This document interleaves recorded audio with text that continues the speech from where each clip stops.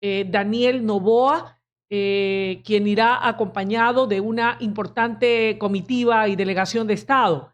En ese foro, se espera con mucha expectativa el poder conocer la postura de los mandatarios de las grandes potencias, entre ellos, por supuesto, el presidente norteamericano Donald Trump.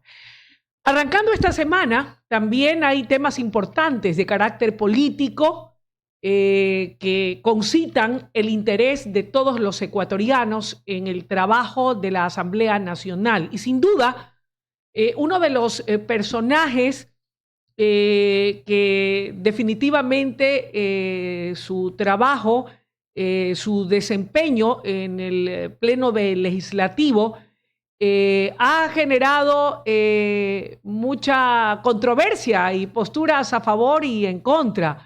Me refiero a nuestro primer invitado de esta mañana, el asambleísta Andrés Castillo, asambleísta por el bloque oficialista de ADN, que en los últimos días, en las últimas semanas, se mantiene en el ojo del huracán. Estimado Andrés, qué gusto que nos acompañes. Buenos días y bienvenido. Yo titulé dentro de la presentación que teníamos anunciando los invitados para este día, Andrés Castillo, la piedra en el zapato de la Revolución Ciudadana en el Pleno de la Asamblea, y esto en virtud de todos los videos que recogen momentos importantes en el seno del Parlamento ecuatoriano. ¿Qué es lo que ha pasado, Andrés? ¿Por qué es que la Revolución Ciudadana no lo quiere y cada vez que usted toma la palabra en cada una de las reuniones del Pleno del Legislativo, todos los dardos de la Revolución Ciudadana apuntan a Andrés Castillo? ¿Por qué les incomoda tanto su postura, su pensamiento y sus intervenciones en el Pleno del Parlamento? ¿No le preocupa? ¿No le quita el sueño? ¿No tiene miedo? Cuénteme. Hola Luisa, buenos días. Qué gusto poder comenzar la semana en esta emisora con usted y con su audiencia. Gracias por invitarme. Bueno, lo que le puedo decir es que a ellos no les gusta hacer memoria. Ellos no recuerdan las cosas, tienen una amnesia selectiva. Recuerdo cómo el economista Correa en esas interminables sabatinas, una de las cosas que más repetía era prohibido olvidar. Y cuando se les recuerda las cosas que han hecho, y ni siquiera a ellos, porque ellos lo saben muy bien, sino al país, a los jóvenes del Ecuador, aquellos que de pronto eran unos niños cuando esta gente gobernaba, claro, se incomodan, no les gusta, les parece mal, les parece ofensivo, les parece que es una actitud absolutamente desafiante. Es decir, no les gusta que les hayamos salido respondones, ¿cierto? Entonces, cuando en las intervenciones del Pleno yo evidencio las cosas que ellos fueron y las cosas que están dejando de hacer y las cosas que no están permitiendo que nosotros las hagamos, bueno, se ponen bravos, se levantan, gritan y hace pocos días inclusive ya hubo un conato de incidente de agresión física. Pero a mí no me quita el sueño, Luisa, yo soy piel de cocodrilo felizmente y voy a seguir haciendo lo que tenga que hacer en el plano del respeto, por supuesto, pero tampoco les voy a dar un segundo. El pleno no puede ser ese espacio en donde esta gente grita, chilla, saca el dedito malcriado, saca la lengua, filma, se da la vuelta, da la espalda. En fin, no, eso no puede ser. ¿Quieren un debate de altura? Va a haber un debate. ¿Quieren un debate académico? Va a haber un debate académico. Pero quieren ir al albañal en el que están acostumbrados ellos a debatir, pues diremos también, yo no tengo problema. Como diría un expresidente de la República, yo soy de barrio también. Nos vamos a encontrar en el plano que quiera. Andrés, la Asamblea Nacional y concretamente la Comisión de Seguridad, de la cual usted es el vicepresidente, presentó y aprobó ya un informe para el primer debate de la reforma penal sobre el uso indebido de uniformes de seguridad. ¿De qué se trata exactamente? ¿Cuál es el espíritu que tiene esta propuesta? ¿Qué es lo que busca? Una de las cosas, Luisa, que no se declaró en reserva de la investigación de la fuga de alias Fede de una cárcel de Guayaquil es que había reportes de que él se fugó vestido de militar. El día 2 de enero en la ciudad de Guayaquil tuvimos que lamentar como 2 personas fueron asesinadas en una casa en Guayaquil por criminales que iban vestidos de policías. Ahora que en el Ecuador se reportó el asesinato de alias Marino, una de las constantes eran que los que estaban con las armas y todo estaban vestidos con uniformes militares.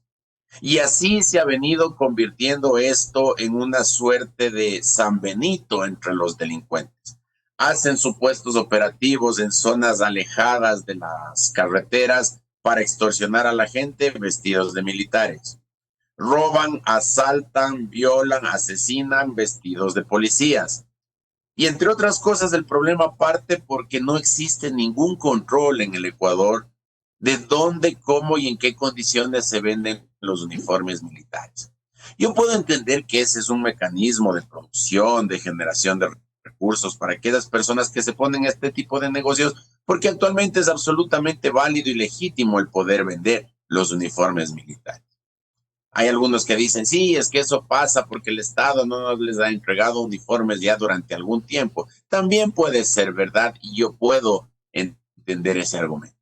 Pero lo que nosotros no podemos perder de vista es que los uniformes militares y policiales tienen que ser sagrados y tiene que haber un mecanismo a partir del cual se controle no solamente el uso y la comisión de delitos, como lo estamos haciendo en el informe para el primer debate, sino que también para el segundo debate se incorporarán reglas que permitan controlar la fabricación, la comercialización, la entrega y la distribución de los uniformes militares para que lleguen a quienes tienen que llegar, es decir, hacia nuestra fuerza pública.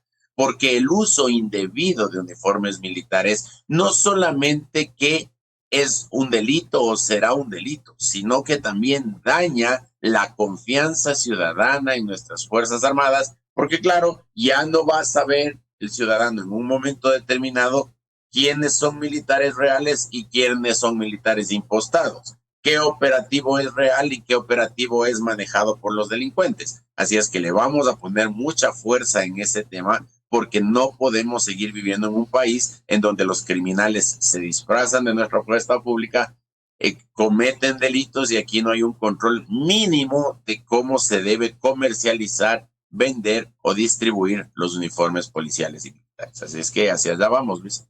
Me queda claro y gracias por la explicación de la esencia, de la parte medular de esta propuesta que realiza la Comisión de Seguridad. Usted ha dicho confianza y habla de la importancia de recuperar y de mantener y de conservar la confianza de la ciudadanía, no solamente en la fuerza pública, para que no se ponga en entredicho en virtud de malos elementos y de gente dedicada a delinquir, a asesinar, a matar, haciendo una mala utilización de los uniformes que utilizan militares y Policía Nacional, sino también algo que lamentablemente persiste en el país, que es la pérdida de la confianza de la ciudadanía en el Poder Judicial. Esta crisis judicial que ha terminado de mermar la poca o escasa confianza que había en el Poder Judicial. Y en ese contexto, estimado Andrés, es vital el trabajo que haga la Asamblea Nacional en torno a lo que será el juicio político a Mario Godoy. Que no quede ningún tipo de dudas ni entredichos, en este caso, no solamente de quien está dentro ya de este proceso de juicio político, sino del desempeño de la Asamblea Nacional. La Asamblea está para fiscalizar, la Asamblea está para controlar, la Asamblea está para investigar, la Asamblea está para sancionar. Y esa sanción tendrá que ser el resultado de una serie de pasos y de lógicas asertivas que se vayan dando durante el juicio político. Nosotros, desde la bancada de ADN, hemos dado muestras claras que nuestra idea siempre ha sido el de fiscalizar las actuaciones del señor Godoy. El 17 de diciembre, por ejemplo, yo mismo hice un requerimiento de información al Consejo de la Judicatura para que se explique la situación del señor Serrano, sus vacaciones, su renuncia, su seguridad, el por qué se la quitó, cuáles son las consecuencias jurídicas de aceptar la renuncia, qué condiciones se tienen que cumplir, etcétera. El presidente Olsen convocó a una sesión del Pleno de la Asamblea para fijar día y hora para que el señor Godoy comparezca ante el Pleno de la Asamblea Nacional y explique no solamente lo que se le había preguntado desde mi despacho, sino también todo lo que tenía que ver con el escándalo de Serrano y Gaibor y todo esto, y adicionalmente las preguntas que le habían hecho otros legisladores, como el legislador Adrián Castro, Esteban Torres, Rosy Torres, etcétera, que también le hicieron preguntas. Cuando comparece Godoy el día 5 de enero, las respuestas fueron muy ambiguas, muy vagas, sin sustento. Yo no me quedé satisfecho. La bancada tampoco. Salimos ante los medios de comunicación y hemos informado que esa exposición ha sido incompleta y que nosotros acompañaríamos el juicio político que ya lo había presentado la Revolución Ciudadana durante el receso legislativo. Volvimos del receso el día 6 de enero. El 7, el 8 de enero, teniendo a pesar de que la norma le da 10 días al presidente de la Asamblea, en 2 días convocó al CAL para abocar conocimiento del juicio político. En 3 días más, la Unidad de Técnica Legislativa hizo el informe para identificar el cumplimiento de requisitos. Y ahora mismo está ya el juicio político en manos de la Comisión de Fiscalización, la misma que ha calificado el juicio político, irá avanzando en cuanto a lo que corresponde al calendario, la presentación de pruebas de cargo, de descargo, y nosotros estaremos ahí. Informaremos paso a paso de lo que sucede en el juicio político al país, identificaremos las potenciales responsabilidades y, de ser del caso, nosotros actuaremos como tendremos que actuar en el Pleno en el momento oportuno. A propósito de este tema que generó pues tanta convulsión, tanto escándalo mediático incluso, hay que decirlo, el CAL abocó conocimiento del segundo pedido de juicio político del correísmo en contra de los vocales del Consejo de Participación Ciudadana y Control Social, precisamente por este mismo caso que, de acuerdo a lo que señala la bancada correísta, está vinculado en virtud de que fue el Consejo de Participación Ciudadana y Control Social quien, de la terna enviada, terminó escogiendo, en este caso a través de las personas a las que escoge, dicho sea de paso, este organismo, a Mario Godoy como el titular del Consejo de la Judicatura. Desde su respetable opinión, ¿existe, cree usted, también algún tipo de responsabilidad de toda esta crisis judicial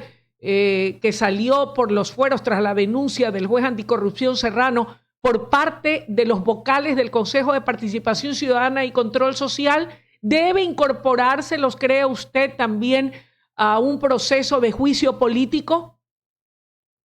Yo voy un poco más allá, Luisa, y lo hemos dicho ya desde hace algún tiempo atrás, y lo dijimos en la última campaña electoral de la consulta popular. Más allá de que pueden haber problemas en este caso en específico de la selección de Godoy, también hay que entender que ese Consejo de Participación Ciudadana es una institución absolutamente cancerígena para la democracia. No tiene ninguna representatividad, no tiene ninguna legitimidad. Fue concebido como el Departamento de Talento Humano para Carondelet. Acuérdese usted cómo ese Consejo de Participación Ciudadana, que no estaba compuesto por estas mismas personas, no, eligió al señor Polit con 100 sobre 100 como Contralor General del Estado. Eligió con más de 90 puntos al señor Galo Chiriboga como Fiscal General del Estado. Al señor Vaca Manchendo lo propio. Y claro, eso resultó dentro de la opinión pública como una elección fraudulenta, por lo menos entre las 3 que se eligieron. Vamos más allá. El Consejo de Participación Ciudadana que mayor respetabilidad tuvo fue el que presidió el doctor Julio César Trujillo. Ese Consejo de Participación eligió una serie de autoridades. Y le voy a poner 2 nombres. Uno, el de la Fiscal General de la Nación, la señora doctora Diana Salazar, y el del señor Defensor del Pueblo, el señor doctor Freddy Calvo. La una tuvo que inclusive alargar su periodo porque no había sido electo su reemplazo. Salió con una altísima popularidad, con una altísima respetabilidad por parte de la ciudadanía. Como decimos los taurinos, salió en hombros. El otro, el señor Defensor del Pueblo, tuvo que terminar su periodo antes porque fue sentenciado por un delito de abuso sexual en medio de la pandemia. Es decir, La institución nombra, pero los funcionarios tienen que irse legitimando en el ejercicio. La una lo hizo, el otro no.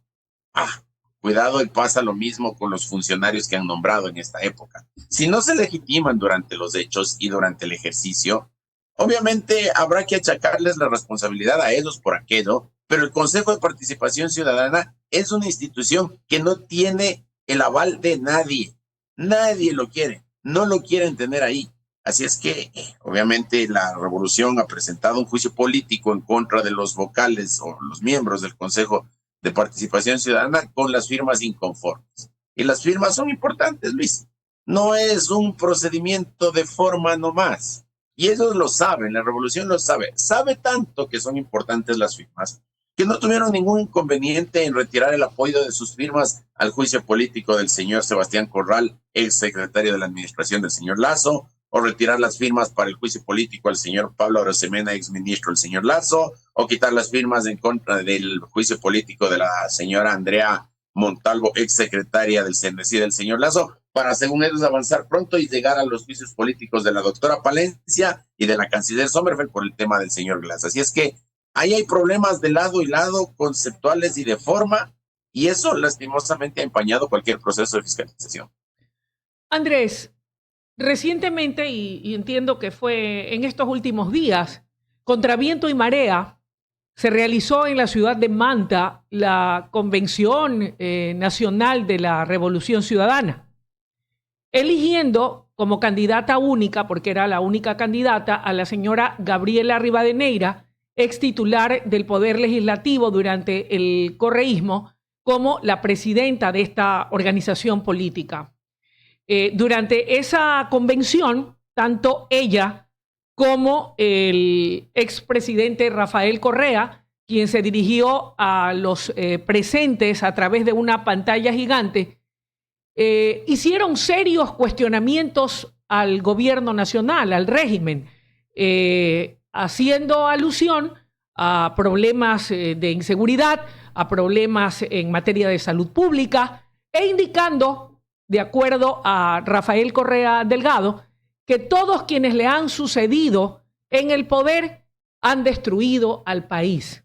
¿Cómo recibe Andrés Castillo, miembro y figura destacada del bloque oficialista de ADN del gobierno del presidente Daniel Noboa, este tipo de comentarios que pues intentan de alguna manera poner en entredicho el trabajo del gobierno nacional? El economista Correa es de aquellos políticos que creen que es la quinta esencia de todo lo bueno. Cuando él fue candidato presidencial allá en el 2006, no tuvo ningún problema en echar abajo todo lo que había avanzado el país hasta aquella época. Y sus seguidores, sus partidarios más cercanos decían que la patria por poco nació a partir de Correa. Ahora dice que después de él el desierto. Es decir, la única figura que existe en el mundo es el economista Correa. ¿Hay problemas? Por supuesto que hay problemas. Claro que sí. Nosotros no cerramos los ojos porque son evidentes, ¿no es cierto? Han habido muchos problemas que los estamos resolviendo y que la ciudadanía los ha sabido entender. Pero, claro, viniendo de un ciudadano que está sentenciado por la Corte Nacional de Justicia por un acto absolutamente reprochable y delincuencial como el de echar mano de proveedores del Estado para que le paguen sus campañas políticas. Bueno, primero que vean casa adentro, ¿no? Es decir, tenemos entre los miembros de la Revolución Ciudadana una serie de prófugos que también habrán tenido que verlo por televisión. Pues. El señor Rivera, la señora Duarte, el señor Aliaga, el señor Alvarado, los señores que están en México, lo ven por televisión, no porque sean ningunos santos, ¿no? Y eso responde a que ellos manejaron alegremente el Estado ecuatoriano. Y por eso, volviendo un poco a lo que sucedió estos días en la Asamblea Nacional, por eso es que les genera tanto resquemor, Luisa, que en el país haya, por ejemplo, una ley de repetición. Por eso es que se paran a pretender darse trompones cuando en la Asamblea Nacional se habla de que el país tiene que aprender a recuperar lo robado y que debe tener normas que permitan recuperar lo robado. Ahí no les gusta, les parece mal. Y ahí es cuando yo me declaro piedra en el zapato, como comenzaron en esta entrevista. Entonces, que el señor Correa diga lo que diga en el marco de la convicción de sus amigos, agnados, cognados, seguidores, militantes, amigos y todo lo que él quiera, está bien, pues él está liderando la oposición, pero primero analicen bien lo que tienen adentro y vean un poquito el sistema SAGE, que es el que tiene las sentencias judiciales en el Ecuador, y cuando ya estén limpiecitos de eso, pues de ahí hablen de lo demás. Ofensiva total, 10.000 militares en todo el territorio nacional y de manera particular en las provincias como Guayas, Manabí, Los Ríos, en donde se mantiene en estos momentos una situación de emergencia en virtud de los altos niveles de violencia y beligerancia. Esta ofensiva total es parte de un operativo articulado a nivel nacional para seguir combatiendo y contrarrestando la inseguridad y para contrarrestar y dar certeros golpes, como se ha hecho hasta este momento, en contra del narcotráfico y del crimen organizado transnacional. Una problemática que lo he dicho y me ratifico en aquello, es responsabilidad de todos. Es un problema heredado que viene fruto de la permisividad de muchos años atrás y que hoy por hoy nos tiene en un momento crítico, difícil, pero que se afronta con valentía y con determinación. Esto, estimado Andrés, ha llevado a que muchos analistas y expertos señalen que es necesario hoy más que nunca que desde el poder legislativo se pueda ir y se pueda apuntar hacia una profunda reforma estructural de la justicia para que permita garantizar las herramientas que requieren jueces y fiscales para poder actuar con mucha más determinación y dureza en contra del crimen organizado. El gobierno hace lo suyo a través de los ministerios de defensa, del interior, de la fuerza pública y de los militares, pero sin lugar a dudas se requiere el apoyo y el soporte de leyes contundentes que permitan combatir y dar mayores herramientas para ir hasta el fondo de esta problemática. En ese contexto, entiendo que en medio de todos los cuestionamientos y de todo el momento de tensión política que existe en el país, esa es una preocupación primordial por parte del Poder Legislativo. ¿Cómo marchan estos avances en cuanto a estas reformas en el aparato judicial para poder dar esas herramientas que se requieren y que hoy más que nunca requiere no solamente el gobierno, las requiere el país y con ello los ecuatorianos?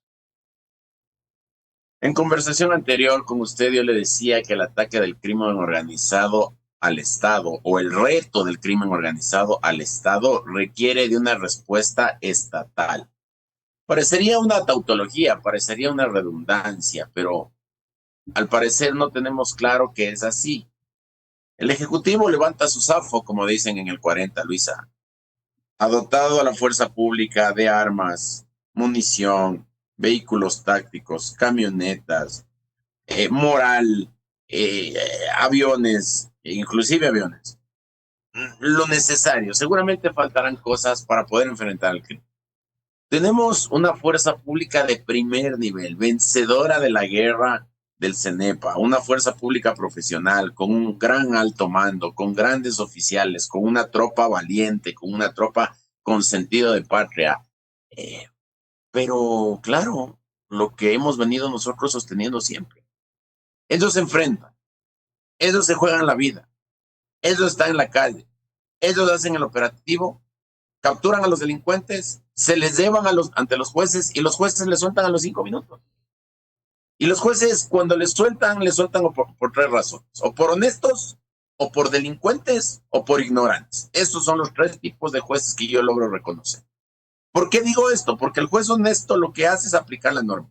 La norma dice que la prisión preventiva será de última instancia y que tiene que aplicarle otro tipo de mecanismos para que pueda comparecer a juicio el delincuente. Aplica la norma honestamente, el delincuente sale libre. El juez ignorante es aquel que, a pesar de que ve que hay un crimen grave, aplica este tipo de reglas que se entiende que es para juicio, para procesos menores y le deja libre. Y el juez delincuente coge un billetito y adapta la norma para que el delincuente se quede afuera.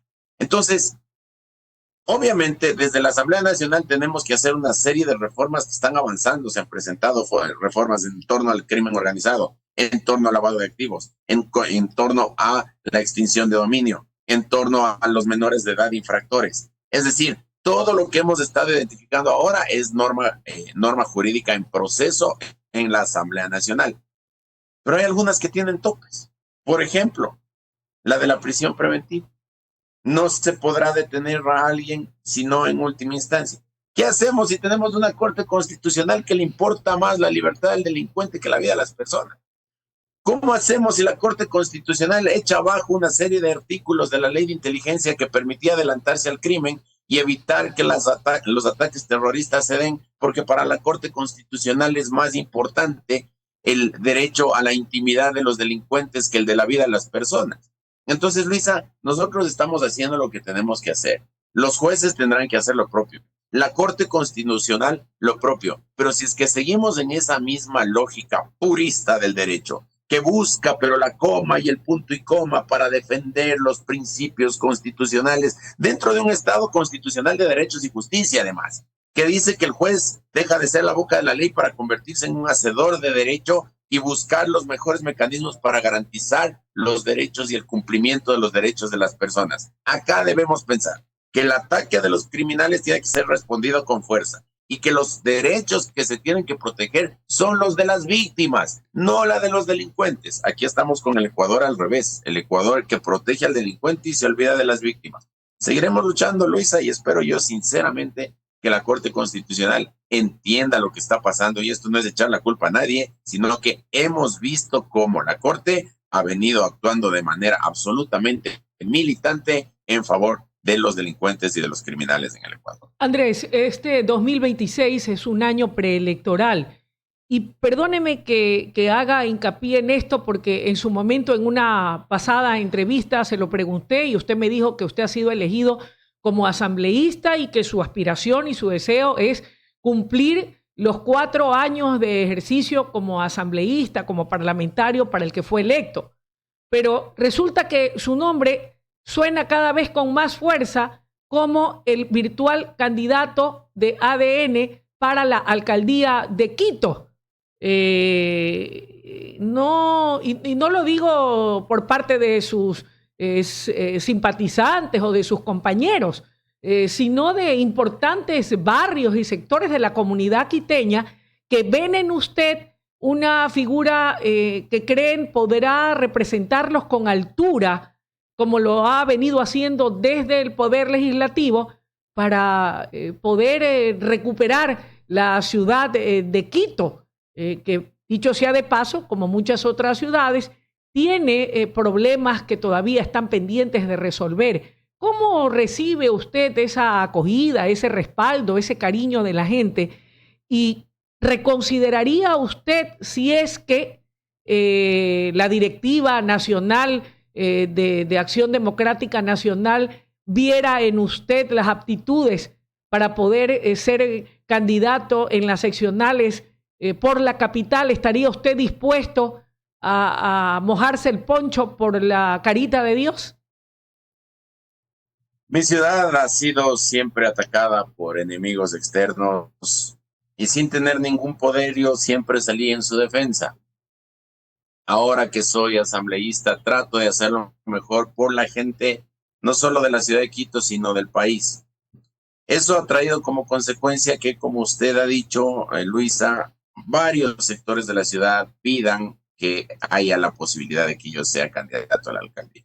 Yo estaré donde tenga que estar, pero creo que ahora sirvo mucho más en la Asamblea Nacional.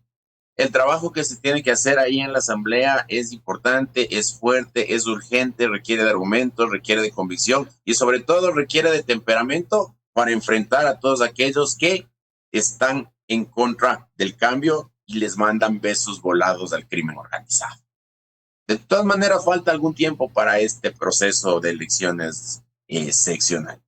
Yo no rehuyo responsabilidad alguna, tampoco me la atribuyo, y me cae muy mal el argumento ese o el discurso aquel vacío de decir, asumo el reto. No, porque uno quiere ser. Cuando uno entra a la política es porque quiere ser.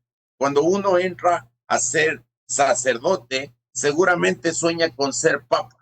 Cuando uno entra a jugar fútbol, seguramente quiere ser campeón del mundo. Cuando uno entra a la política, quiere llegar lo más alto posible en la representación. Y para mí sería un altísimo honor ser representante de mi ciudad y poderle servir. Pero ahora mismo yo estoy en la Asamblea Nacional, estoy trabajando con toda la dedicación del caso para que las cosas que se hagan bien.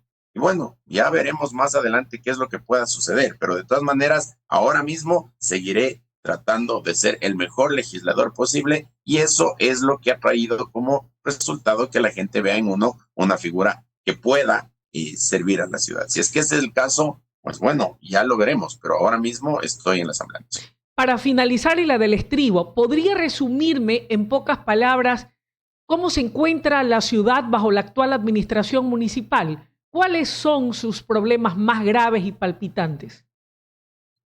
El principal, Luisa, aunque parezca romántico lo que le voy a decir, el principal problema es que la ciudad está golpeada en su autoestima. A las personas les da lo mismo lo que pasa con la ciudad, porque, claro, no hay muchas cosas buenas de que alegrarse.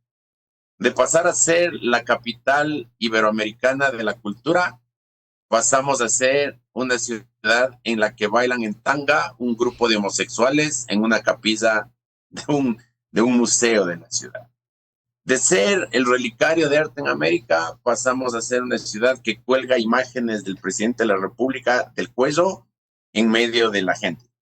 De ser la pionera en la obra pública, por ejemplo, como cuando nosotros construimos el trole, como cuando se hicieron esos grandes intercambiadores, los túneles, la ciudad organizada, con un tráfico coherente, con un sistema de transporte público decente, hacer un caos completo en todos esos aspectos y sin una sola obra emblemática. Pasamos a ser de la ciudad capitana en la política que marcaba el diálogo político, la agenda política, semanalmente, mensualmente, anualmente, con líderes importantes en la ciudad, a ser una ciudad absolutamente alicaída, que simplemente es el teatro de operaciones, inclusive de manifestaciones, incendios, tomas, etcétera. Entonces, claro, el ciudadano quiteño vive su mundo, vive su espacio. Ya no tenemos esa lógica del barrio, esa lógica de vecindad. Antes sabíamos cómo se llamaba la señora de la tienda, el señor de la ferretería, la señora de la farmacia. Ahora en la ciudad de Quito no se sabe ni quién vive en el departamento de arriba en los edificios. Entonces tenemos que recuperar el autoestima de nuestra ciudad, y eso se tiene que hacer con obras, con planes, con proyectos, con campañas, con obra visual, que la gente vuelva a sentir orgullo de ser quiteño, y eso nos lo han quitado ya durante algún tiempo atrás, porque lastimosamente quienes han administrado la ciudad se han dedicado a perfeccionar sus ideas o su ideología y no a perfeccionar la ciudad. Una de las cosas fundamentales que evidencia esto que le digo, Luisa, yo me muero de la vergüenza, le juro, pucha, me da vergüenza, me da pena, me da iras, a ratos me da inclusive ganas de llorar. Cuando en la ciudad de Quito, en un acto dicen, octavo punto, himno a Quito. Chuta, me pongo a sudar, porque la izquierda babosa, aquella que está cercana a la revolución, canta el himno como se les ocurrió, y la otra parte de la población canta el himno como debe ser. Es decir, ni siquiera el himno de la ciudad nos une. Unos cantan de una forma, otros cantamos de otra, simple y llanamente porque en su momento al señor Barrera y 4 concejales se les ocurrió cambiar la letra del himno. Entonces, comenzando por eso, tenemos que cambiar la ciudad, y claro, eso requerirá de temperamento, de fundamentos y por sobre todas las cosas de ganas de cambiar, y yo creo que la ciudad lo quiere hacer. ¿Podrá recuperar ADN la capital de los ecuatorianos? Por supuesto que sí. Esto es más allá de un partido político, Luisa, esto es una cuestión de espíritu cívico, de que los quiteños querramos recuperar la ciudad de Quito. Cada cual tendrá sus métodos, nosotros podríamos plantear uno, la revolución planteará otro, que ya ha venido siendo absolutamente negativo para la ciudad, y habrá más opciones, sin duda alguna, pero aquí se trata de que a la ciudad la cambiemos a sus hijos. Estimado asambleísta Castillo, gracias por habernos concedido esta entrevista y habernos permitido tratar estos temas de coyuntura. Siempre es un gusto poder conversar con usted. Le envío un fuerte abrazo y una muy buena semana, productiva sobre todo. Un abrazo, Luisa, gracias. De la misma manera para usted, que siga siendo ese espacio que a nosotros nos ayuda tanto a entender la realidad del país. Un beso y un abrazo para usted y a la audiencia, gracias por escucharme. De igual forma, un fuerte abrazo. Son las 8 de la mañana con 41 minutos. Ha sido la intervención de la asambleísta por ADN, Andrés Castillo, presente esta mañana en el Noticiero Nacional de WQ Radio. Vamos a una breve pausa y cuando volvamos hablaremos acerca del foro.